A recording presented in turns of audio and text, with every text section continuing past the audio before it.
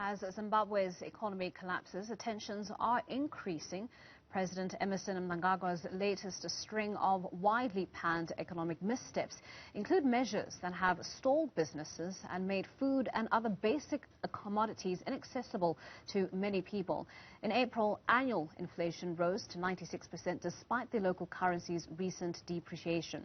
The chairperson of the Zimbabwean civic society organization's mother body, Crisis in Zimbabwe Coalition, Mutasa, says the state is opting to run the economy through propaganda rather than actual economic policies. He joins us now to expand this further. Peter, thank you so much for joining us this morning, and thank you so much for your time. Thank you. It's my pleasure to be here. Well, perhaps just describe for us the economic and political environment that the people of Zimbabwe are currently finding themselves in. So Zimbabwe is a state that is failing. In fact, it is failing in all regards, political, economical, and socially. Politically, it's a conflict zone. We have a state that is fighting or that is perpetuating violence against its people. According to the Zimbabwe Peace Project report that came last week, over 195 political violence cases have been reported in May, and 163 cases have been reported in May. So it's a state that is failing to provide and to guarantee the security of persons. People are being abducted, people are being tortured, people are being persecuted, even through the judiciary, for holding a different political view, for belonging to an opposition party, for raising dissent and speaking truth to power. Journalists are not spared. We have journalists persecuted in the courts, jailed, and some are also running the risk of being abducted. So at that level, the state is failing to provide security of persons. But the state is also failing to manage the economy. Everywhere around the country, people are suffering. The working class is the most affected. We still have people going to work, but basically Zimbabwean workers are now in modern day slavery. They are working for nothing.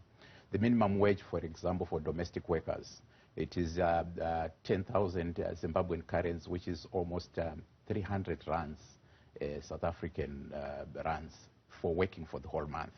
The people who are in industry and commerce, they are earning around $50 US, which is almost 750 rands as the minimum wage. Doctors, teachers, nurses, radiographers, everyone is better leaving Zimbabwe and coming here to be a domestic worker or a farm worker. That's how dire the situation is. Doctors are downgrading their qualifications, going to to get a qualification for nurse aide or caregiver so that they can go to Europe and be caregivers. And these are doctors, nurses, and teachers. So we are also having a serious challenge of losing brain drain because of this. Right. But we also have a debt crisis, over 19 billion debt overhang, which is almost 70% of our GDP. And this debt, we don't have anything to show for it. We are failing to provide public sector services again. So social services has broken down. We don't have hospitals to talk about. You go there, you can't get a painkiller, you can't get any equipment. There are no cancer machines, radiotherapy machines, and any other equipment.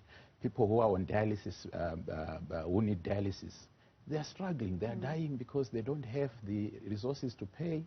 Workers are working, are earning in local currency, but all goods and services are in US dollars.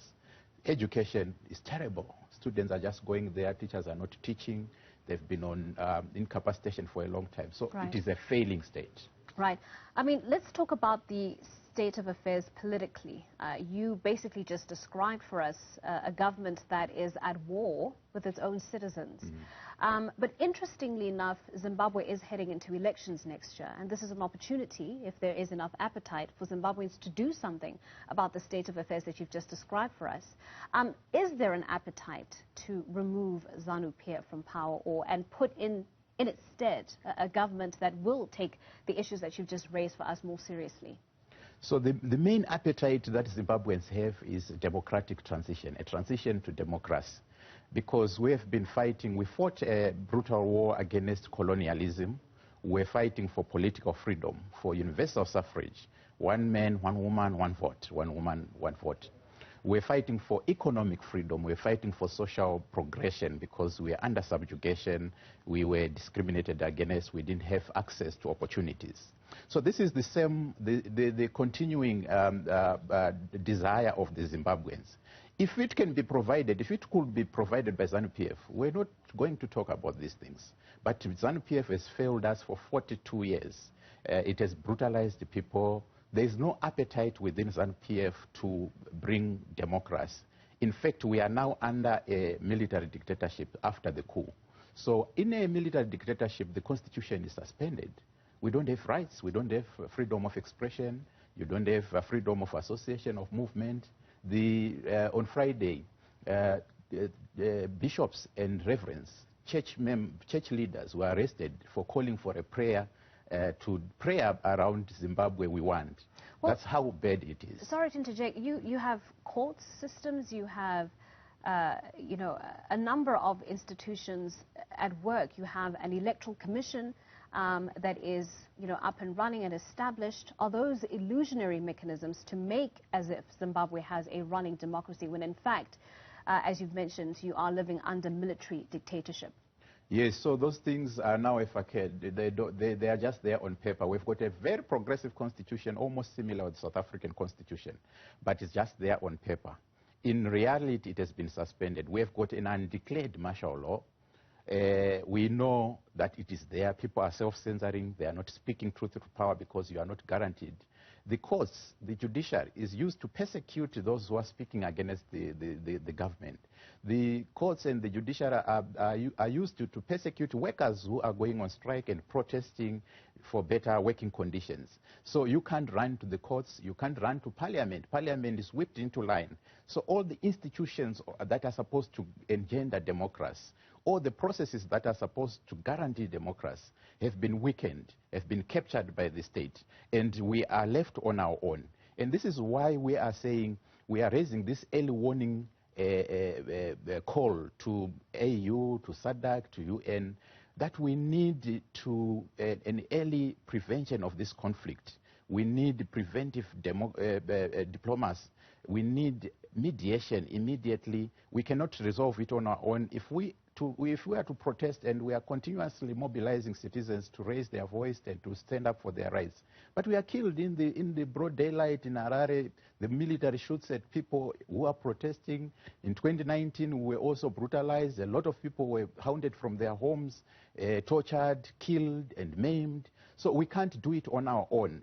This is why we need a SADC or AU guaranteed process of mediation, so that we plan a roadmap to the 2013 election. We are seeing that there will be heightened political violence. If the region does not do anything, we are going to be having body bags, well, a lot of them. SADC has already supplied Zimbabwe with a set of guidelines as to how they should, in fact, carry out these upcoming elections in 2023.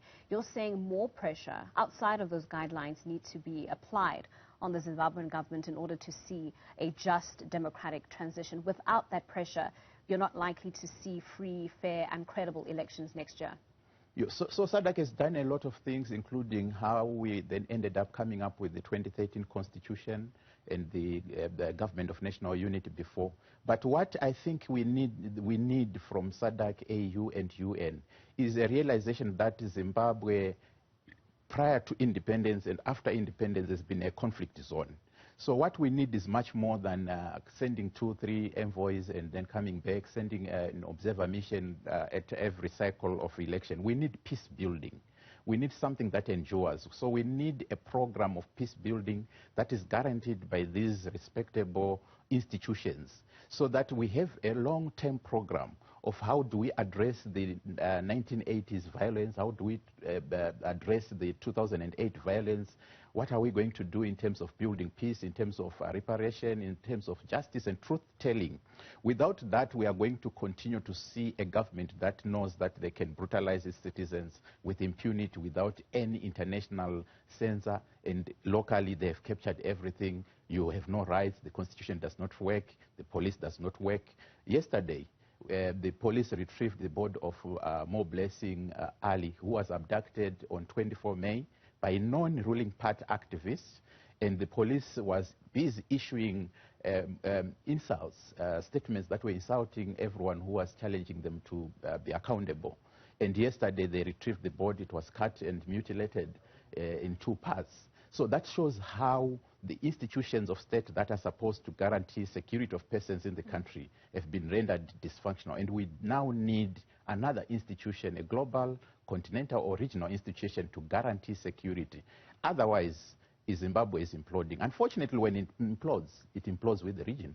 Right, and we'll get to that because that is a warning that you have issued about what is happening in Zimbabwe, of course, what's also happening in Mozambique. All of these conflicts are likely to affect the region as a whole. But I do want to touch on the economy. Now, Zimbabwe's economy back in March was projected to grow by 3.5% this year.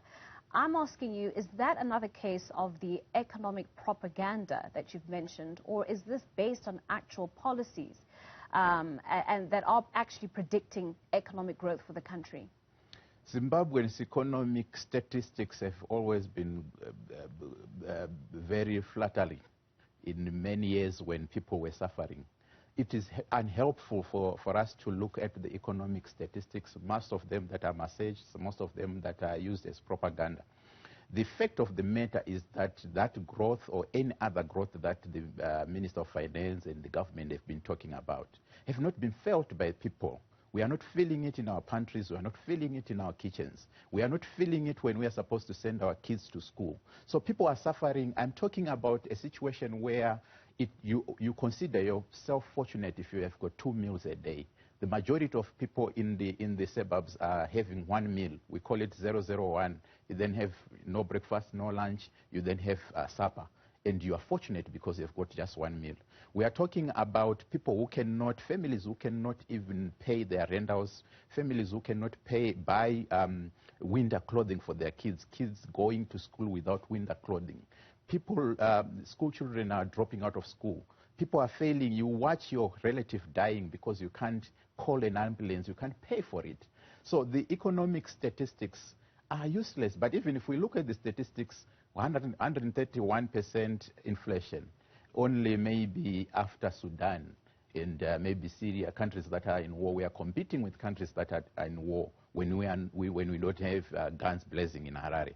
So we are failing in all regards. We are witnessing many job losses in all sectors. The economy is not performing. The economy has been captured by a few people who are controlling petroleum sector, banking sector, agriculture. So the economy is working for a very few people whilst the majority is suffering. And on top of that, the main stumbling block is corruption. The ruling elite, and especially the current dispensation, has done things that we never witnessed even during Mugabe, brazenly pillaging national resources. So we don't have an economy to talk about. It's not working. It's just propaganda that you hear daily. All right. Well, Peter, unfortunately, we do have to leave our discussion there. We have run out of time. That was, of course, the chairperson of the Zimbabwe Civic Society Organization, Mother Body Crisis in Zimbabwe Coalition, Peter Mutasa, joining us there just to give us an overview of the economic and political environment in Zimbabwe.